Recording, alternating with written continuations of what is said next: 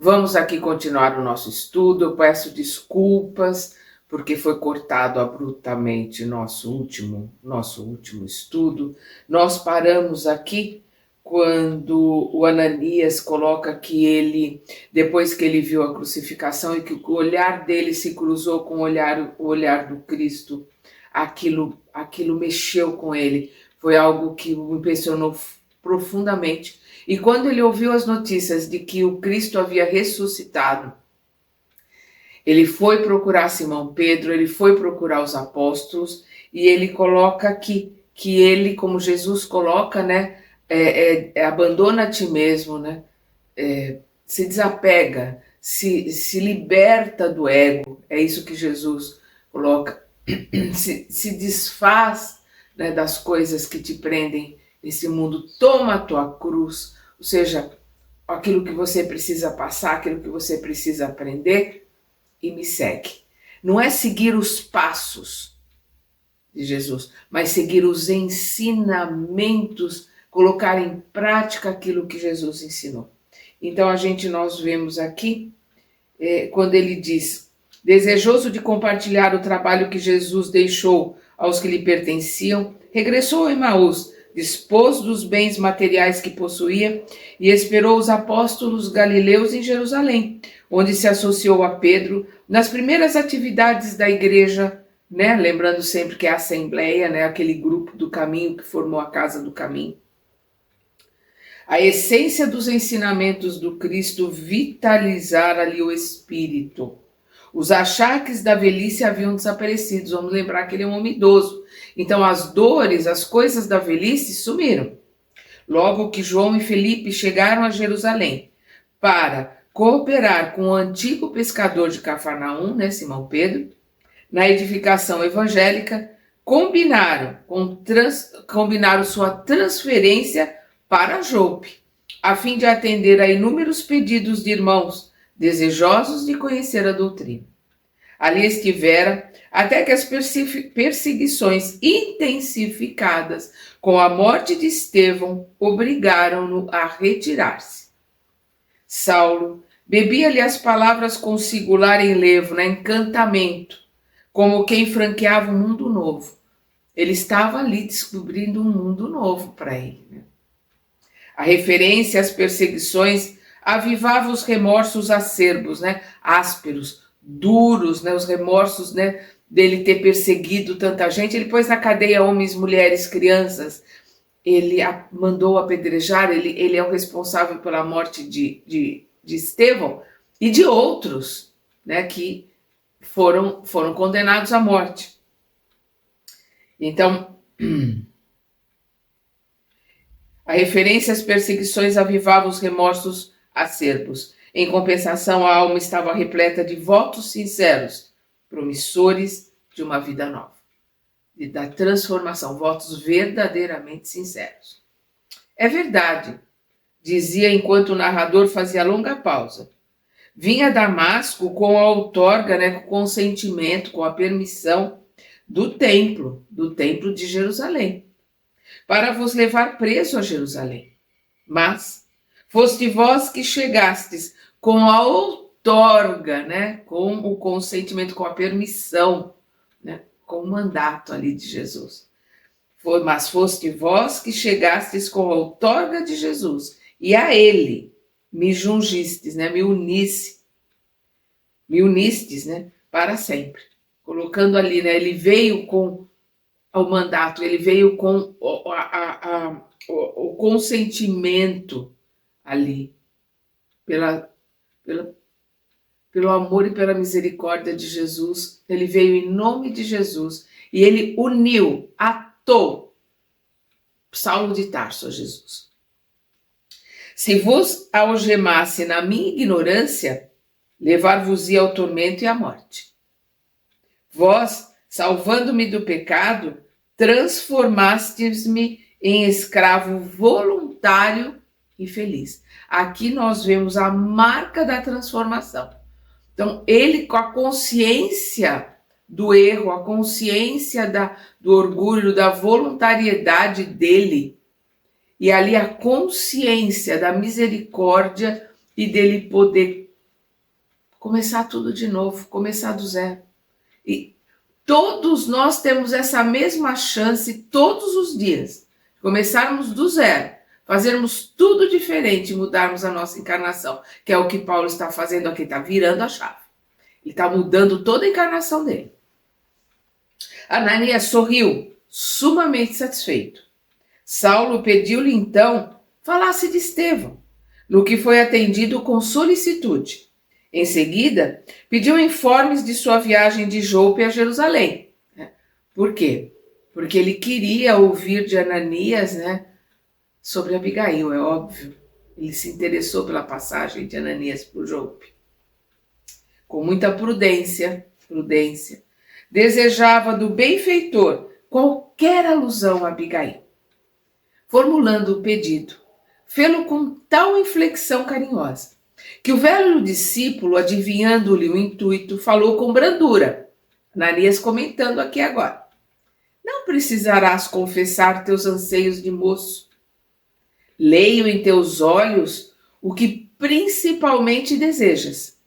Entre Jope e Jerusalém, descansei muito tempo na vizinhança de um compatrício, que apesar de fariseu, de um homem culto, de um homem que conhecia as leis, nunca privou os empregados de receberem as sagradas alegrias da Boa Nova, do Evangelho. Esse homem, Zacarias, tinha sob seu teto um verdadeiro anjo do céu. Era a jovem Abigail, que depois de receber o batismo, e aqui a gente vai entender que o batismo é a questão de a aceitação da doutrina, do mestre, e a colocação ali, de começar uma vida nova. É isto que a gente vai ver aqui como batismo. O batismo, como nós conhecemos hoje pela Igreja Católica, lembrando o tipo de batismo que João, que foi chamado Batista por causa disso, fazia, que era na água, o batismo a gente fala, o batismo no mergulho, o batismo de fogo, a gente, com aqueles que estão entrando em alguma coisa, começando uma nova carreira, começando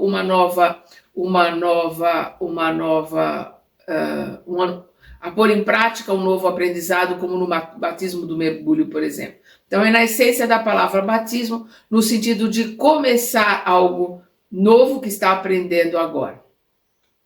Então, era a jovem Abigail que, depois de receber o batismo de minhas mãos, confessou que te amava muito.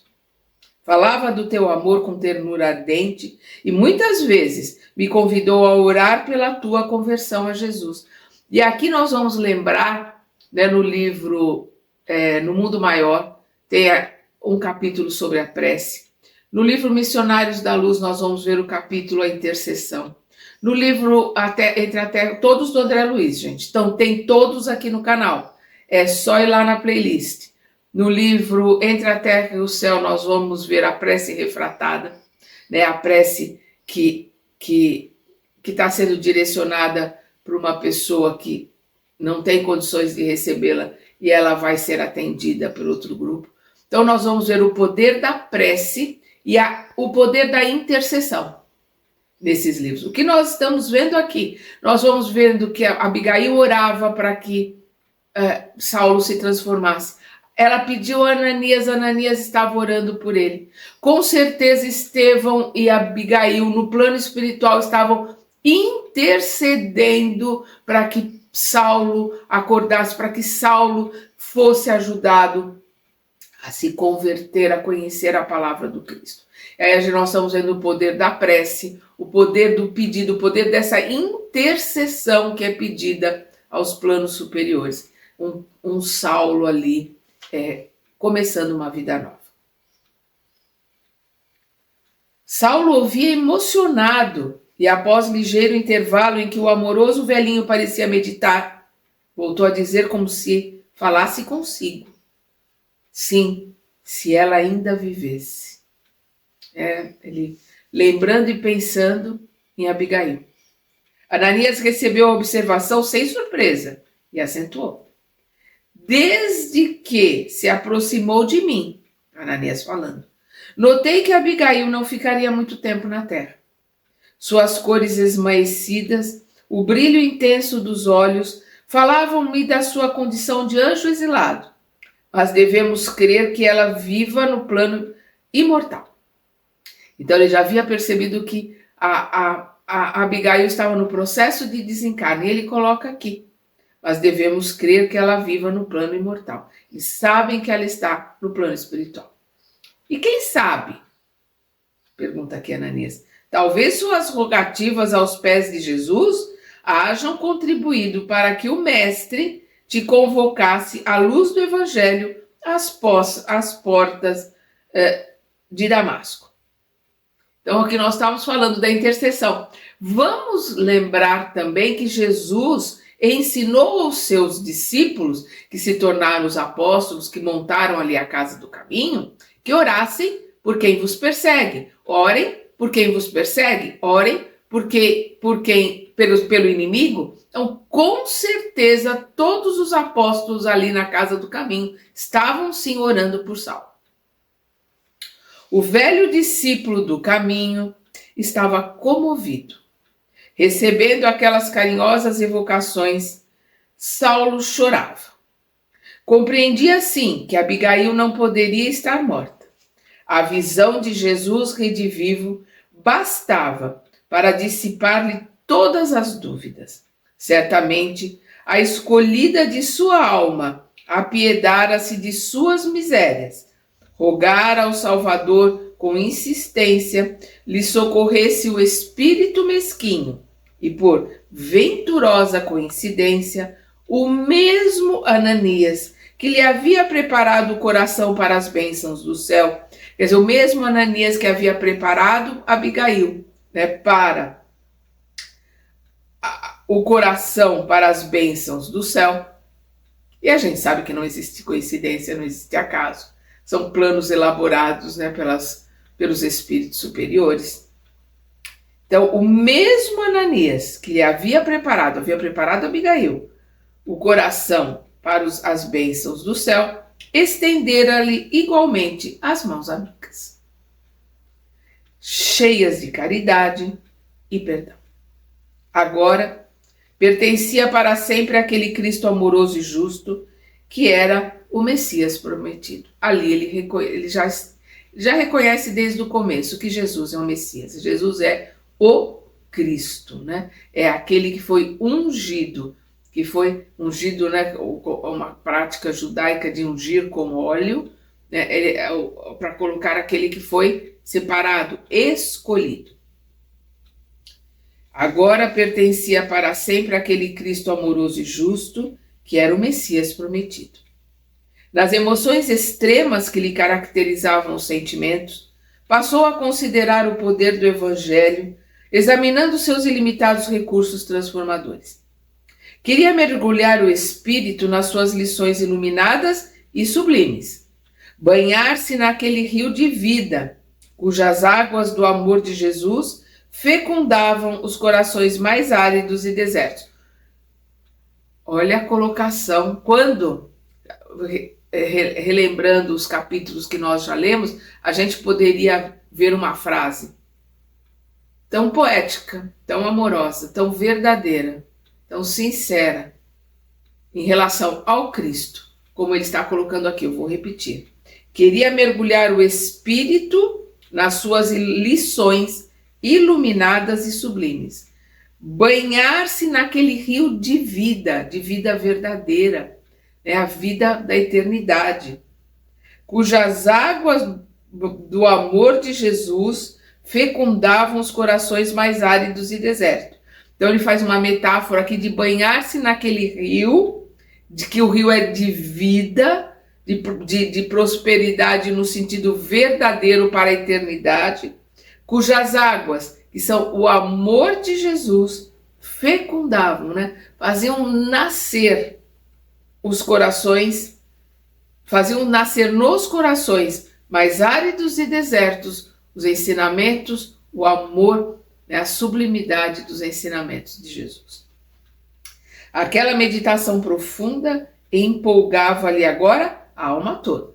E nós vimos o tempo todo um Saulo disciplinado, um Saulo enérgico, extremamente empolgado em relação a Moisés e a Torá. Agora nós estamos começando a ver esse mesmo Saulo começando a ficar empolgado com os ensinamentos do Cristo. Aquela meditação profunda empolgava-lhe toda a alma.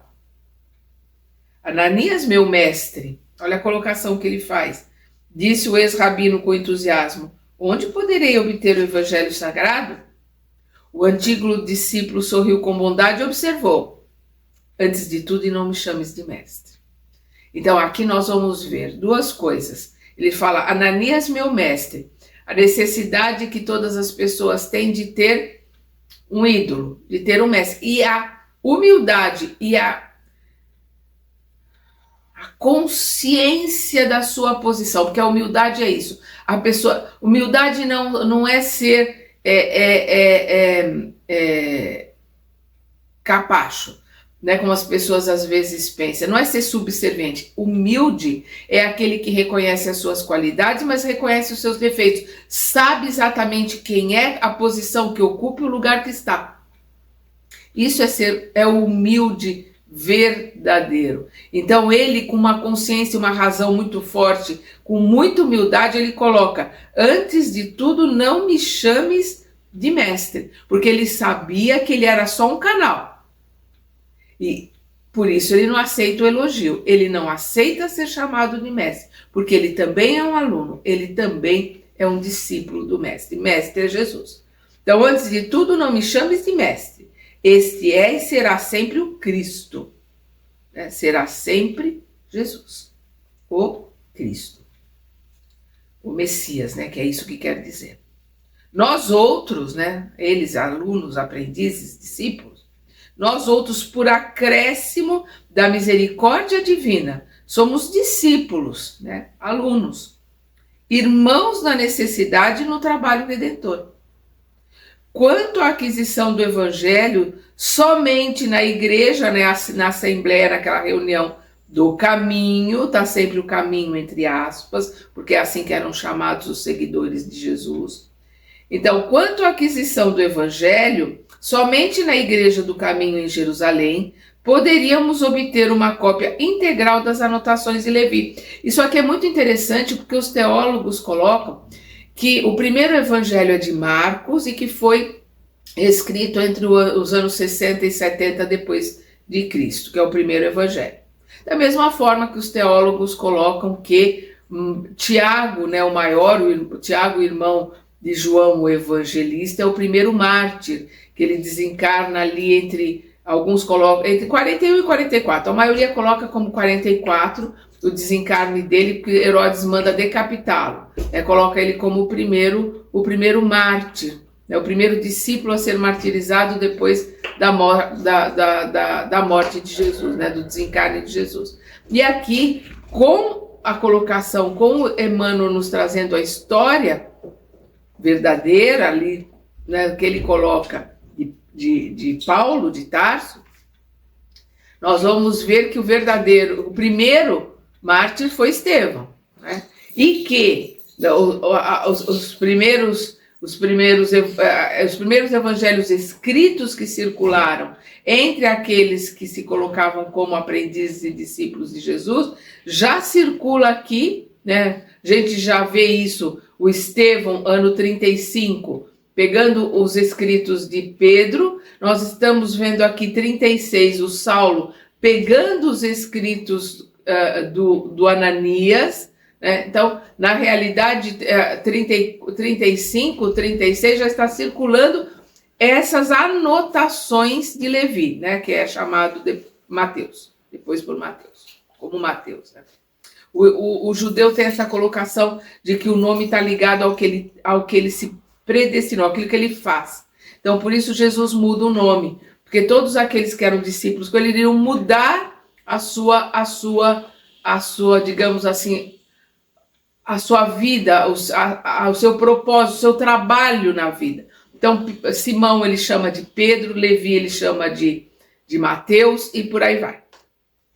Nós vamos ver que Saulo também vai mudar o nome dele para Paulo, em homenagem a Sérgio Paulo, aquele mesmo Sérgio Paulo que foi ajudado e ajudou Estevão. Vamos lá, vamos seguir. Eu estou botando a carroça na frente dos bois aqui. E revolvendo o interior de surrada patrona, a patrona é uma sacola de couro, né, que se guarda todas as coisas. Então, revolvendo o interior de surrada patrona, retirava alguns pergaminhos amarelos, nos quais conseguira reunir alguns elementos da tradição apostólica, né, daquilo que os discípulos tinham e ele copiou. Apresentando essas notas dispersas, Ananias acrescentava: verbalmente tenho de cor quase todos os ensinamentos, mas no que se refere à parte escrita, aqui tem tudo que possuo. Por que ele verbalmente ele tinha muitos ensinamentos e escrito ele tinha pouco? Porque o pergaminho era muito caro, a tinta era muito cara. A tinta ela era extraída da lula e a tinta foi muito cara por muito tempo.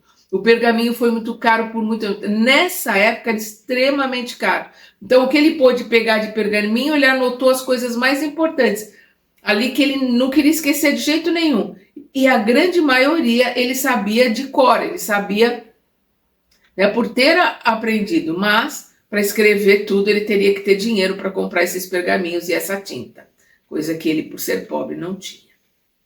Então, verbalmente, tenho de cor quase todos os ensinamentos, mas no que se refere à parte escrita, aqui tem tudo o que possui. Era o tesouro dele. O moço convertido recebeu as anotações bastante admirado. Debruçou-se imediatamente sobre os velhos rabiscos e devorava-os com indisfarçável interesse. Depois de refletir alguns minutos, acentuava: se possível pedir-vos-ia deixar-me estes preciosos ensinamentos até amanhã. Empregarei o dia em copiá-los para o meu uso particular. O estalajadeiro me comprará os pergaminhos necessários. E como que já iluminado daquele espírito missionário que lhe assinalou as menores ações para o resto da vida, ponderava atento. Precisamos, olha as palavras que Saulo coloca aqui. Precisamos estudar um meio de difundir a nova revelação com a maior amplitude possível. Então aqui ele já começa a visão dele de missionário. Ele não está colocando aqui, não, nós precisamos reunir os judeus. Então, a maioria dos judeus, né, para aprender e receber os ensinamentos do Cristo. Não, ele já coloca aqui, né, o que ele vai ser no futuro, que é o apóstolo dos gentios, daqueles que não são judeus. Então, precisamos estudar um meio de difundir a nova revelação com a maior amplitude possível. Jesus é um socorro do céu. Tardar na sua mensagem é delongar o desespero dos homens. Aliás, a palavra evangelho significa boas notícias. E é isso, a palavra evangelho quer dizer boas notícias. Como nós já falamos aqui, né, tinha o evangelho do César, ou seja, as boas notícias que vinham do César, né, que os arautos traziam, né, e liam para as pessoas, eram as boas notícias. Então, o evangelho do Cristo são as boas notícias trazidas pelo Cristo. É indispensável espalhar essas notícias do plano mais elevado da vida. Enquanto o velho pregador do caminho observava-o interessado, o convertido de Damasco chamou o hoteleiro para comprar os pergaminhos. Judas, né, que é o estalajadeiro, né, o hoteleiro, Judas surpreendeu-se ao verificar a cura insólita, né, extraordinária, porque ele estava atendendo um homem cego. E agora ele vê um homem que já está enxergando, que pede pergaminho e tinta, pena, para poder escrever. Então ele fica ali abismado. Satisfazendo-lhe a curiosidade, o jovem de Tarso falou sem rebuço, sem nenhum embaraço. Jesus enviou-me um médico. Olha a colocação de Saulo. sem nenhuma preocupação com que aquilo poderia lhe causar. Jesus enviou-me um médico. Ananias veio curar-me em seu nome. Veio me curar em nome de Jesus. E antes que o homem se recobrasse do espanto, cumulava-o de recomendações a respeito dos pergaminhos que desejava, entregando-lhe a quantia necessária. Dando largas ao entusiasmo que lhe ia na alma, dirigiu-se novamente a Ananias, expondo-lhe seus planos. Isso é muito comum em todo mundo que é recém-convertido, que pega alguma coisa, que está aprendendo, que fica maravilhado com o que está aprendendo, esse entusiasmo, né? E aí nós vamos ver aqui o Ananias colocando, tentando passar um pouco de ponderação, de análise, de razão para o Saulo, mas o Saulo, além de ser um entusiasta, ele é ainda, isso não se perde, né, do dia para a noite, orgulhoso e vaidoso. Ele acha que ele continua ainda com aquele poder de magnetizar as massas, que todo mundo vai aplaudir o que ele vai colocar. Ele ainda está com essas ideias e com esse orgulho, infelizmente, porque isso vem com ele, isso não se muda de um dia para a noite, e nós vamos ver isso sendo modificado a duras penas ao longo do tempo. Então vamos ver o que é colocado aqui. Dando largas ao entusiasmo que lhe ia na alma, dirigiu-se novamente a Ananias, expondo-lhe seus planos. Até aqui, ocupava o meu tempo no estudo e na exegese é interpretação da lei de Moisés. Agora, porém, encherei as horas com o Espírito do Cristo. Trabalharei nesse mistério até o fim dos meus dias. Buscarei iniciar meu trabalho aqui mesmo em Damasco. Então ele vai trabalhar para entender, para compreender, vai estudar e vai divulgar, né? Esse vai ser o móvel, esse vai ser o plano de vida para ele dali para frente. E fazendo uma pausa, perguntava ao benfeitor que ouvia em silêncio: conheceis na cidade um rapaz fariseu de nome Sadoc? O Ananias responde: sim, é quem tem chefiado as perseguições nessa cidade. Pois bem, continuava o jovem tarcense atencioso, amanhã é sábado e haverá preleção na sinagoga. Pretendo procurar os amigos e falar-lhes publicamente do apelo que o Cristo me endereçou. Quero estudar vossas anotações ainda hoje, porque me darão assunto para a primeira prédica do Evangelho. E aí nós vamos ver esse entusiasmo, algo que ele está começando a conhecer, ele já acha que ele vai poder pregar. E o que é pior, a vaidade dele achando que ele vai conseguir convencer no Sadoc, que ele vai conseguir convencer, né, os doutores da lei, os fariseus que estão na sinagoga. Para ser sincero, disse Ananias, com a sua experiência dos homens, né? Ananias tentando ali chamar a razão, né, do Saulo. Acho que deve ser muito prudente nesta nova fase religiosa. É possível que os teus amigos da sinagoga não estejam preparados para receber a luz da verdade toda. Para, né? Pensa, analisa, veja o que você vai fazer. Né? Eles não vão te ouvir. Você não é mais... Porque o Ananias tem a consciência de que aquele Saulo de Tarso, aplaudido por todos, estava ligado ao poder do doutor da lei, ao poder do rabino, ao poder do dinheiro, ao poder do QI, né? De quem indica, do que ele podia indicar, do que ele podia fazer, do poder que ele tinha na mão. E não necessariamente do conhecimento que ele Saulo, tinha. Então, os aplausos e aqueles admiradores, eles eram do cargo, né? E não da pessoa. Já haja vista o que Sadoc fez, né? Se fosse um amigo de verdade, não ia... Podia até levá-lo escondido por trás da casa, mas ia socorrer um amigo de infância que está cego.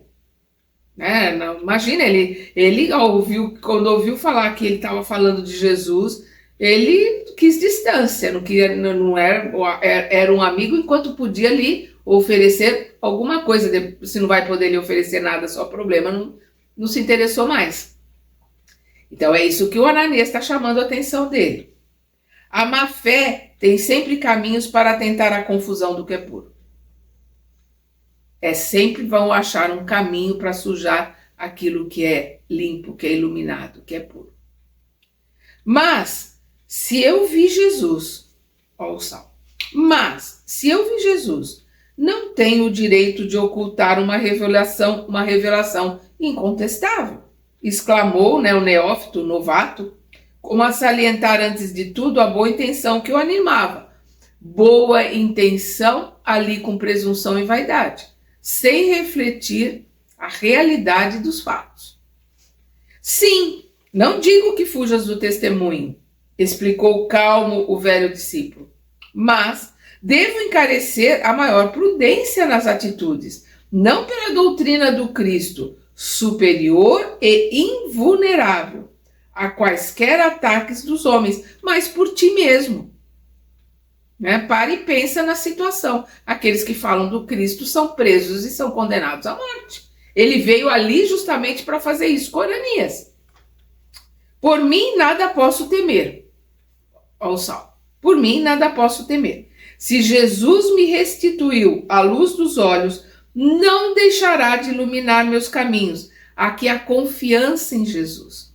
Essa transformação dele, apesar dessa irresponsabilidade dele achando que vão ouvi-lo, ele tem sim a confiança, a certeza que Jesus irá amparar. Quero comunicar a Sadoc a ocorrência que deu novos rumos ao meu destino. E o ensejo não poderia ser mais oportuno, porque sei que hospeda em sua casa ainda agora alguns levitas de renome, recém-chegados de Chipre. Que o mestre, a Chipre é uma ilha que fica, naquela época pertencia à Grécia, mas hoje fica entre a Grécia e a Turquia, um povo independente. Naquela época, tanto aquela região da Grécia, da Turquia, toda aquela região estava sob o domínio romano, então era uma coisa só. Hoje é um estado independente que fica entre a Grécia e a Turquia. É uma ilha, Que o mestre te abençoe os bons propósitos, disse o velho sorridente. Que Jesus te abençoe, porque o que você está querendo fazer é uma loucura, A gente vai lembrar, Estevão foi com bastante cuidado. Primeiro falou quando ele esteve no templo em Jerusalém. Ele fala de Moisés e aí ele vai associando todas as colocações dos profetas, do Velho Testamento, até ele chegar em Jesus. Então ele vai fazendo um link ali com todo cuidado. E aí veja o que aconteceu, Ele foi morto por isso. Então ele coloca que o mestre te abençoe os bons propósitos, disse o velho sorridente. Saulo sentia-se feliz. A presença de Ananias confortava-o sobremodo. Como velhos e fiéis amigos, almoçaram juntos. Em seguida, e sempre satisfeito, o generoso enviado do Cristo retirou-se, deixando o ex-rabino todo entregue à meticulosa cópia dos textos. Isso é uma característica de todos os trabalhadores, de todos os discípulos de Jesus. A alegria, a felicidade de realizar o trabalho, a felicidade de servir ao Mestre, a felicidade de ajudar outras pessoas a compreenderem os ensinamentos do Mestre. Isso faz com que todo aquele que está nesse caminho seja muito feliz. Apesar das vicissitudes e das intempéries, que são muitas. No dia seguinte, Saulo de Tarso levantou-se lépido, e bem disposto. Sentia-se revigorado para uma vida nova. As recordações amargas lhe desertaram da memória, não estavam mais na memória as lembranças amargas e a culpa, remorso, já tinha afastado tudo isso, porque o arrependimento lhe trouxe o propósito do trabalho para o ressarcimento. Por isso ele levanta ali outro homem, como aconteceu com Ananias. Os achaques da velhice sumiram, porque ele se renovou, ele começa ali como um novo homem a trabalhar para o Cristo. A mesma coisa com ele aqui. Sentia-se revigorado para uma vida nova. As recordações amargas lhe desertaram da memória. A influência de Jesus enchia-o de alegrias substanciosas e duradouras. Tinha a impressão de haver aberto uma porta nova em sua alma, por onde sopravam céleres as inspirações de um mundo maior, por onde sopravam, com rapidez, com vitalidade, as inspirações de um mundo maior.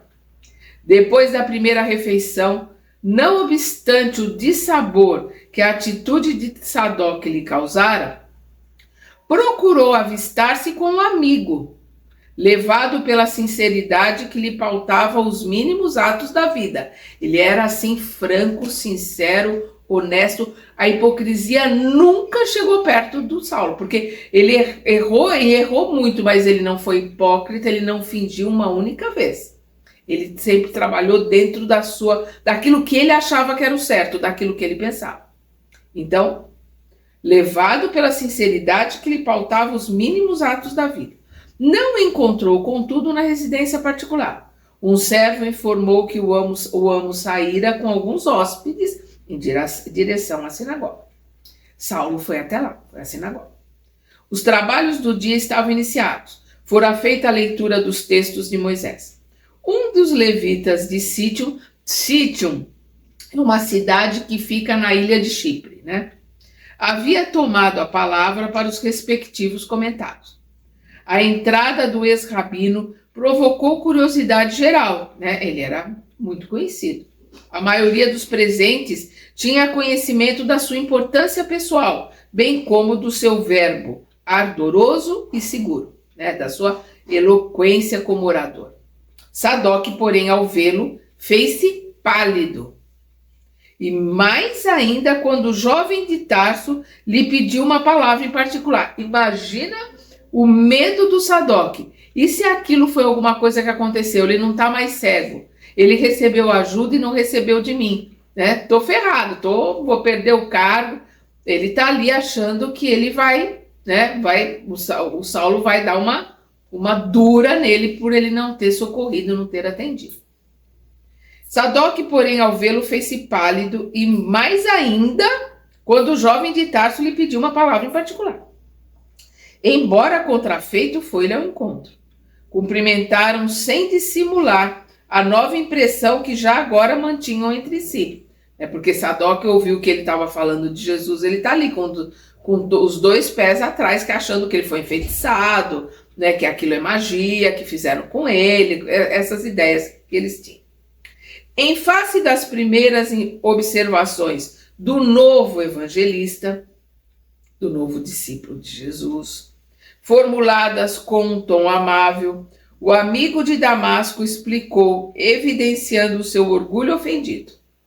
Saulo coloca para ele. De fato, sabia... Quer dizer, em face das primeiras observações do novo evangelista, das colocações de Saulo, formuladas num tom amável, o amigo de Damasco, quem é o amigo de Damasco? É o Sadoc, explicou, evidenciando o seu orgulho ferido. De fato, sabia que estavas na cidade e cheguei mesmo a procurar-te na pensão de Judas. Provavelmente isto é mentira. Tais foram, porém, as informações do hoteleiro que me abstive de ir ao teu aposento. E cheguei até a pedir-lhe segredo da minha visita. A gente coloca aqui as nossas dúvidas, mas, com efeito, parece incrível que te rendesses também tu, passivamente, aos sortilégios, as magias, as feitiçarias do caminho. Perdão. Não posso compreender semelhante transmutação em tua robusta mentalidade. Mas Sadoc, replicou o jovem tarsense, muito calmo, eu vi Jesus ressuscitado. Colocando para ele, eu vi Jesus. O outro fez grande esforço para conter uma ruidosa gargalhada. Será possível, objetou com zombaria, que tua índole sentimental, tão contrária a manifestações de misticismo, tenha capitulado, né? tenha se rendido nesse terreno? Acreditarias mesmo em tais visões? Não poderias imaginar-te vítima de algum disfarçado adepto do carpinteiro? Quer dizer, será que você não percebe que você está sendo enfeitiçado por uma magia? É isso que o Sadoc está colocando para ele. Tuas atitudes de agora nos causarão profunda vergonha. Que dirão os homens irresponsáveis que nada conhecem da lei de Moisés?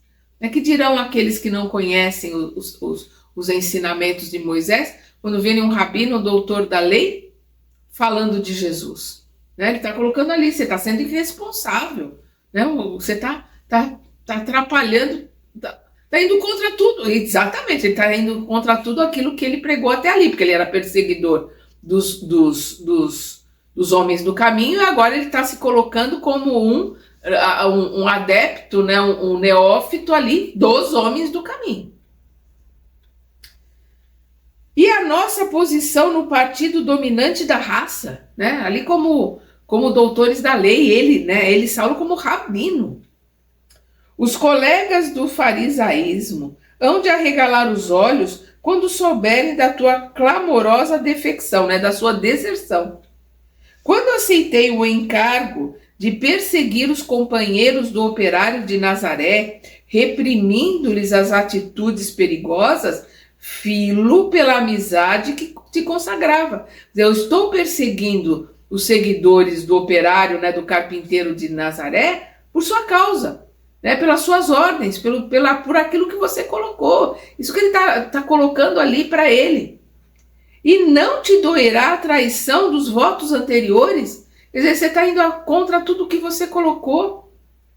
Considera como se dificultará o nosso escopo, quer dizer, a nossa finalidade, a nossa meta final, o nosso trabalho, a meta final do nosso trabalho. Considera como se dificultará nosso escopo quando se espalhar a notícia de que capitulastes perante estes homens sem cultura e sem consciência. Saulo fitou o amigo, revelando imensa preocupação no olhar ansioso. Aquelas acusações eram as premissas, Era o começo ali, os primeiros passos, Aquelas acusações eram as premissas do acolhimento que o aguardava no cenáculo, no local de reunião, dos velhos companheiros de lutas e edificações religiosas. Então aquilo era uma amostra, as primeiras amostras do que ele iria enfrentar. Não, disse ele, disse Saulo, não. Disse ele sentindo fundamente cada palavra. Não posso aceitar as tuas arguições, as tuas colocações, os teus pensamentos. Repito que vi Jesus de Nazaré e devo proclamar que nele, em Jesus, reconheço o Messias prometido, o Messias sofredor que está lá no Velho Testamento, principalmente no Evangelho, no profeta Isaías, o Messias sofredor. Reconheço o Messias prometido pelos nossos profetas mais eminentes. Enquanto o outro fazia largo gesto admirativo ao observar aquela inflexão de certeza e sinceridade, Saulo continuava convicto. Saulo falando. Quanto ao mais, considero que a todo tempo devemos e podemos reparar os erros do passado. E é com esse ardor de fé que me proponho regenerar minhas próprias estradas. Trabalharei doravante pela minha certeza em Jesus Cristo. Em Cristo Jesus, ele coloca, Messias Jesus, porque Cristo é Messias. Messias Jesus, Cristo Jesus. Não é justo que me perca em ponderações sentimentalistas, esquecendo a verdade. E assim procederei em benefício dos meus próprios amigos. Os amantes das realidades da vida sempre foram os mais detestados ao tempo em que viveram. Que fazer? Até aqui Minhas pregações nasciam dos textos recebidos dos antepassados veneráveis, mas hoje minhas asserções se baseiam não somente nos repositórios da tradição, senão também na prova testemunhal. Não só naquilo que está escrito na Torá, né, no livro dos profetas, que são os repositórios da tradição judaica, né, com a colocação dos profetas, senão também na prova testemunhal. Ele era testemunha de que Jesus era o Messias. Sadoc não conseguia ocultar a surpresa, mas a tua posição e os teus parentes e o teu nome e tudo que recebestes dos que rodeiam tua personalidade com fervorosos compromissos, perguntou Sadoc, revocando ao passado, fazendo, né, olha o teu passado, olha o teu nome, olha a tua família, olha o que você está fazendo. O Saulo coloca, agora estou com Cristo e todos nós lhe pertencemos. Sua palavra divina colocou-me a esforços mais ardentes e ativos. Aos que me compreenderem, devo naturalmente a gratidão mais sagrada. Entretanto, para os que não possam entender, guardarei a melhor atitude de serenidade, considerando que o próprio Messias foi levado à cruz. Então, ele está colocando aqui que vai procurar ensinar aqueles que querem aprender e aqueles que não querem, aqueles que não entenderem que Jesus é o Messias, ele vai entender e esperar o tempo que cada um tem para aprender. Aí o Saulo, né? Imagina, o Saulo está tendo quase um infarto ali, né? Também tu com a mania do martírio. Por quê? Porque eles colocam que todos aqueles que são os seguidores dos homens do caminho têm um prazer em relação ao martírio. Não é isso. A gente viu isso com o apedrejamento do Estevão. É o entendimento da paz, da tranquilidade que os ensinamentos do Messias trazem e principalmente a certeza de que Jesus estaria amparando. Nós vamos ver, enquanto todos estavam vendo aquele imenso sofrimento do Estevão, na verdade ele estava em êxtase, vendo Jesus e sendo amparado ali por Jesus na hora da maior dor, do maior sofrimento. Então, bem tu com a mania do martírio, o interpelado guardou uma bela expressão de dignidade pessoal e concluiu: não posso perder-me em opiniões levianas. Esperarei que o teu amigo de Chipre termine a preleção para relatar minha experiência diante de todos. Falar nisso aqui, o Sadoc colocou. Por que não? Colocou Saulo. Seria mais razoável descansares da viagem, da enfermidade, meditando melhor no assunto, mesmo porque tenho esperança nas tuas reconsiderações relativamente ao acontecido. Ou seja, vai para casa, vai dormir e você vai acordar com a cabeça no lugar, você vai reconsiderar tudo isso. É o que Sadoc coloca para ele. Saulo responde: sabes, porém, que não sou nenhuma criança e cumpre-me esclarecer a verdade em qualquer circunstância. Saulo coloca, e se te apulparem? E se te vaiarem? E se fores considerado traidor?